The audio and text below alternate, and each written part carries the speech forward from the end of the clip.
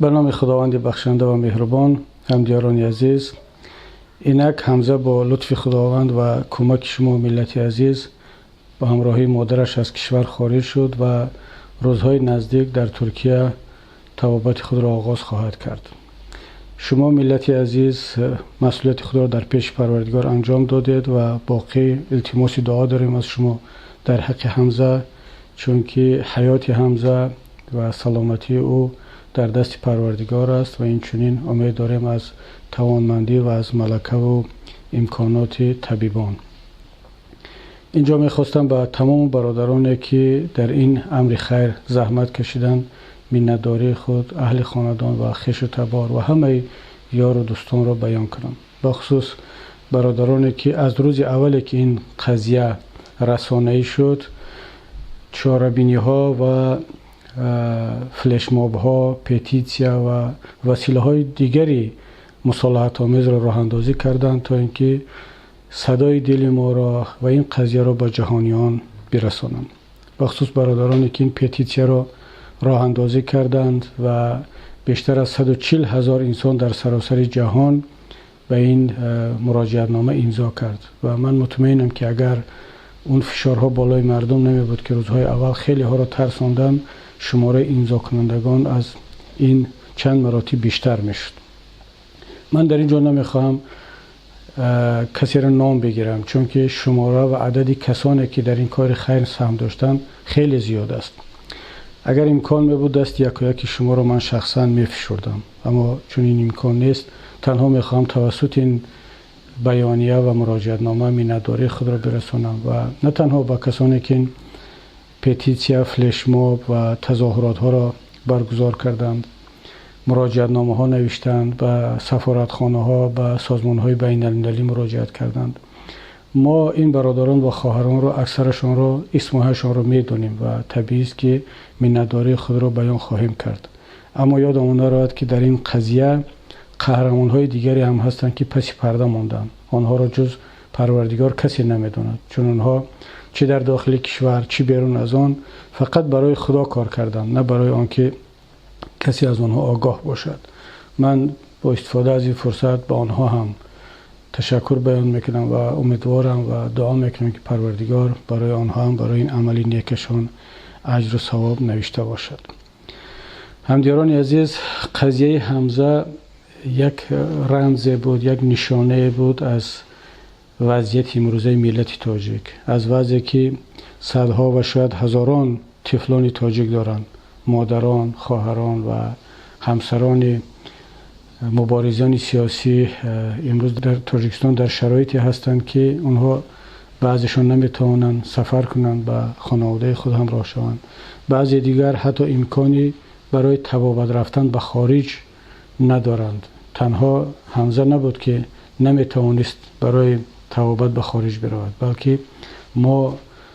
ده ها نفرهای دیگر را میداریم که تنها به خاطر آنه که یکی از فرزندان این خانواده در صف اپوزیسیون هست یا با حکومت امروزه تاجیکستان ناراضی است در مسئله در سیاست، اونها از سفر ممنوع هستند و نمیتوانند به جای سفر کنند تبابت کنند یا تحصیل کنند. اینک وقتی آن رسیده است که ما این همبستگی و این اتحادی که در قضیه حمزه نشان دادیم، این را برای آزاد کردن، رهانیدن ده ها و شاید صدها هموطنان عزیز دیگرمان در آینده استفاده کنیم. قضیه حمزه و رفتار ما و شما چند درس و عبرت برای شما نشان داد. یکی این که ما اثبات کردیم که میتوان با راه‌های مصالحت آمیز، با استفاده از قانون، با استفاده از سندهای بین المللی، از مکانیزم‌های بین المللی به هدف خود رسید و شرط نیست که برای رسیدن به هدف استفاده از زور شود، استفاده از وسیله‌های غیر قانونی شود، همچنین که بعضی از هموطنان ما دعوت میکنند. ما و شما با این عمل خود اثبات کردیم که ملت تاجیک ملت ارزش محور است، قانون محور است، ملتی هست که تنها و تنها از وسیله ها و امکانات مصالحت آمیز و قانون محور استفاده میکند. بله هستند کسانی هم که هنوز هم متاسفانه از وسیله‌های خشونت‌آمیز زورآوری استفاده میکنن و روزهای اخیر ما شاهد یک حادثه بسیار ننگین در کشور شدیم که متاسفانه با دست چند از هموطنان ما چند گردشگر خارجی کشته شد و این عمل ننگین سایه بر چهره ملت ما برافکند و ما شاید که سالها لازم شود که این ننگ و این سیاهی را از چهره ملت شسته باشیم. اما اکثریت ملت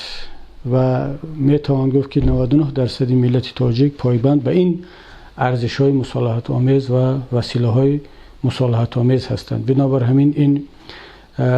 تجربه نشان داد که در آینده هم باید ملت برای رسیدن به هدف‌های خود تنها و تنها از این وسیله‌ها استفاده کند. من از تمام جوانان، از تمام مبارزین، از برادران و خواهران خواهش میکنم که نوابسته از اون که به شما چی میگن، چی تهمت میزنن، امروز بله شما را بعضی‌ها خیانتکارانه و بر دروغ تهمت میزنن، همچون تروریست، همچون اکستریمیست، اما شما با عمل خود اثبات کنید. همچون که در مسئله حمزه اثبات کردید، اونها شما را تروریست میخواندند، اما شما با راههای قانون محور، با راههای مصالحت آمیز، با استفاده از پیکت و فلش ماب و پتیسیا توانستید به هدف خود برسید. نکته دیگری که میخواستم اینجا عرض کنم و این هم از این قضیه بیرون آمد، این اتحاد، همبستگی و یک دست بودن ما و شما است. اگر ما باز هم در آینده پراکنده عمل کنیم، هر کس با استفاده از حزب خود، از گروه خود، از شخصیت خود عمل کند و هر کس تلاش کند که خودش را معرفی کند، طبیعی است که به جای نخواهیم رسید.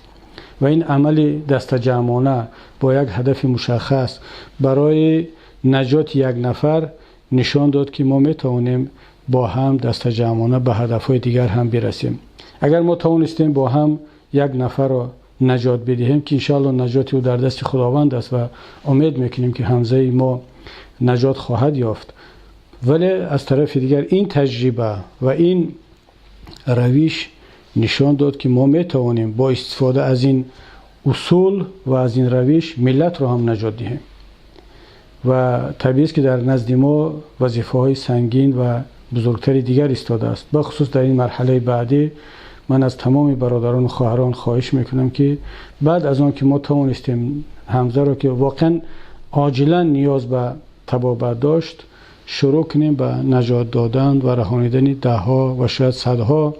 طفل و مادر و زن تاجیک در داخل کشور گروگان باقی ماندند. اونها نمیتوانند به نزد فرزندان خود، به نزد پدر و مادران خود، شوهران خود به خارج سفر کنند. من اینجا نام آنها را نمیگیرم، شما آگاه هستید و دعوت میکنم که از این به بعد تمام برادران و خواهران نام فرزندان، طفلان،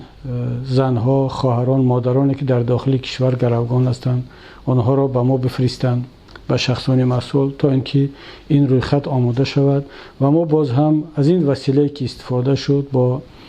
استفاده از امکانات بین المللی، قانون‌های بین المللی، با استفاده از اون سندهایی که تاجیکستان امضا کرده است و از آن جمله با استفاده از قانونگذاری امروزه تاجیکستان بتوانیم آنها را از این وضعیت دشوار برهانیم.